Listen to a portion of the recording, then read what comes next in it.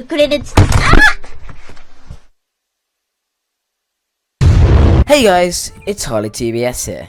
But before this video begins, if you don't know, I have a second channel, which is dedicated to gaming. If you'd like some more high quality gaming content, go subscribe to HarleyTBS, 2 instead of T, right now.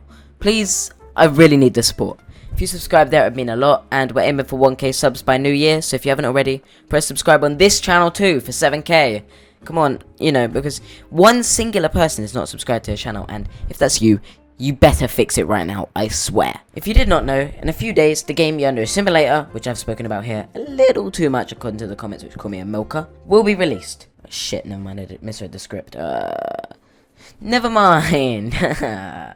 This game, little longer to wait. 25 years, something like that. But Osana, the first rival, the thing we've waited 6 years for, the biggest promise in Yandere Simulator, she should have released. Which is probably going to be the, biggest update in Yandere Simulator. And with it comes the question, will the game live or die? Because I believe it all hangs in the balance with this. Yandere Dev has built such a hype to Osana that if she's actually bad, boring, or just not that good in general, Yandere Simulator as a game will die. The game won't be able to survive if it's not as interesting as everyone wants. And this is the dilemma. If Yandere Dev releases Osana, it all relies on the YouTubers that criticized him, and us YouTubers theoretically have the control. However, although I believe that I do have the influence to tell people what to believe here, and because I have a following, there will be people that listen to my opinion wholeheartedly. But I want to say to you guys right now, I want you all to make your own choices when it comes to this. I don't want to take responsibility for making or breaking this game. Although I will critique or appraise Osana in a video, I want you guys to know and choose yourself. With that in mind, let's cover what this means. If you don't know, for years now, people have ran with memes about Osana, and that the game would never release. Some creators saying she won't come out, and to that, Yandere Dev decided to silence criticism and opinions in any way, muting any opinions that he disagreed with, blocking people on social media, silencing people on his Discord, and on his Reddit, lying about her release, banning people talking about how she won't come out ever, and blocking YouTubers, which is honestly the worst way in the world to address criticism, but to an extent, until now, it did sort of work. Most of his actual fanbase didn't hear about the drama until one particular day. Yandere Dev got hacked, and his subreddit was gained access to by hackers which unbanned everybody banned. And with that came a tidal wave of memes, complaints and more in his subreddit. So much that this subreddit is still in lockdown today. But it came open with memes and exposed documents galore. And with that came a big problem. That was the TinyBuild situation, which for legal reasons Yandere Dev isn't allowed to comment on, because that comes with a contract. If you weren't up to speed, Yandere Dev was previously working with a company called TinyBuild, a game developer and publisher. This came with an official deal, and when this deal was ended by Yandere Dev, he claimed it ended on relatively good terms despite a few complaints. But when the leaks of the emails came out, the worst reality rang true. Yandere Dev had threatened TinyBuild into letting him keep all the money they invested, which was around $30,000. He held them at what was the equivalent of ransom, threatened an exposed video, and TinyBuild had their game release coming up soon. An exposed video from someone as big as Yandere Dev would have caused huge issues for TinyBuild, so they accepted his deal. This was, for worse, the biggest problem Yandere Dev ever made, and although he made money from it, this will arguably be a huge part in the downfall of him at this rate. For, yes, he'd been exposed for some creepy things in the past, porn game collabs when his characters are 17, 16, 15 and the like, but nothing of this seriousness. Yeah, maybe he couldn't code, maybe he couldn't take criticism, which is pretty bad, but stealing $30,000, especially from a smaller sized publisher, pretty outlandish. This was the largest knife in the back for Yandere Dev, the one that killed the Ender Dragon. But this was just part of 2 knives that got Yandere Dev. The second knife came just a month ago, with a YouTuber called The Game Sleuth, with a misexplained situation that I properly covered in my exposed video about Sleuth, posted a few days ago, so it's got 5k views, go watch it please. This situation, for better or for worse, blew everything up in Yandere Dev's face. He lost so many supporters and it became a nightmare for him. Yandere Dev placed 2 strikes on Sleuth, the validity of which is argued, and at the time everyone believed that these strikes were unfair. They argued that Sleuth was a critic. Yandere Dev was silencing Sleuth in the opinions of the criticism he had. Now, Most people have seen the exposed document on Sleuth, which I also covered in my last video, and those people who have will know Sleuth is a bit of an arsehole and a pretty gross person. You know, he kind of shares porn of 11-year-old characters in TV shows, but that's not what caught people's attention here. People saw a huge creator threatening and attempting to silence a critic.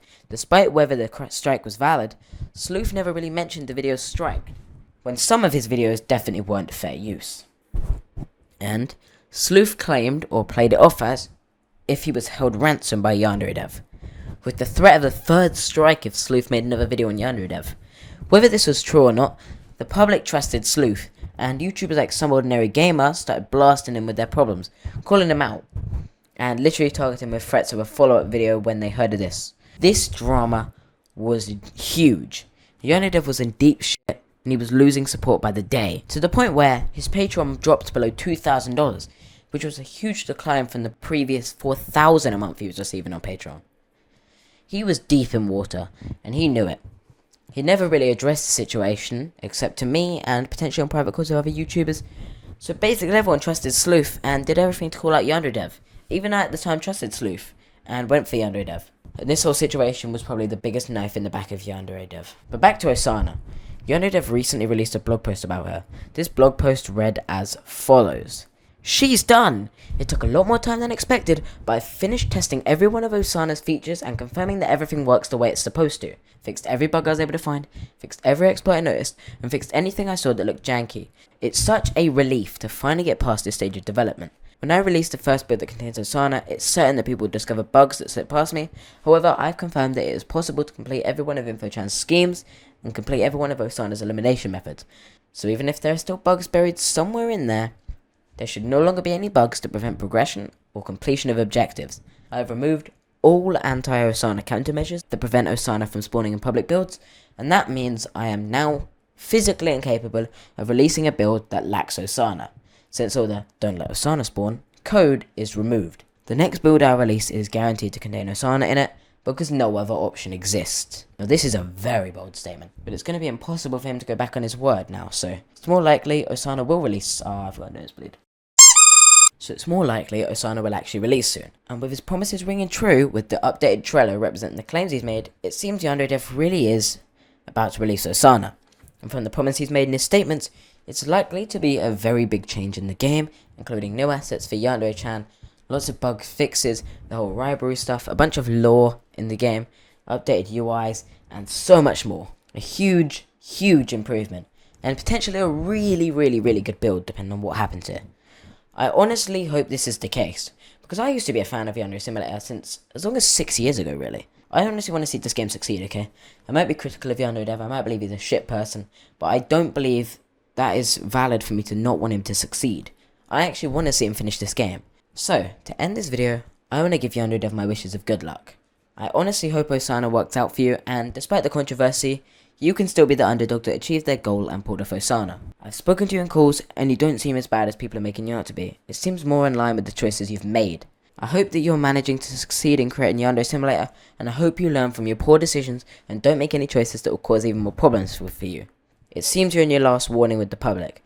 My next video on Osana could possibly be my last drama-related video on Yandere Simulator, so I wish you well if that's the case. Anyway, that's it from me, HarleyTBS or HarleyTBS, if you subscribe to my gaming channel, down below, as I said, please. If you have enjoyed this video, recap, or whatever else you want to call it, I do appreciate it. Anyway, credit to all this fan art, okay? Look at all the fan art on the screen right now. It's been a few days since I've released a video, and I did an art challenge or two in my server. And there's so much dope art, okay? I love it so much, okay? So thank you to all the artists that have decided to support me and sent me their work. I do appreciate it. I know yesterday's video, or whatever, whenever it was a little depressing, and I've unlisted it because not really how I want to represent myself, but it's still available if you want to actually see it if you go for my Twitter. But thank you for everyone that still supports me, despite the stupid drama that someone's trying to call me out with, which obviously I won't be addressing anymore. Thank you to all the damn support. I do appreciate it. Thank you for 6.5k subs. That's mad, okay? And thank you for keeping me up till 5 AM to finish videos. But I do appreciate it. My Discord is below. We're so close to 500 members, so Join, honestly, you can just talk about drama, you can have fun with us. We have basically every chat you could need, and the fan art, man, there's so much fan art there, so sorry if I missed any fan art, by the way. But I do appreciate it. Art is, as always, by SebbieSakura or Scattered, which is, you know, in the description. I have 2 sprite artists, go check them both out, please. They're really good artists. Anyway, that's it. I think I've got everything out of the way, I believe. Maybe, have I got it all out of the way? I don't know. Leave a like, subscribe please. We're on track to 7k and 1k on the second channel, as I said at the start, which would be kind of swag. And yeah, ideally I don't even care about the subscriptions. Just join my Discord, man. We're all just vibing in there and we're almost verified. So join. Anyway, I'll see you next time. Peace. Says she wanna rock with a nigga like me. I'm a stylish guy. Spend a little guap with a nigga like me. We can catch a fly. Says she wanna rock with a nigga like me.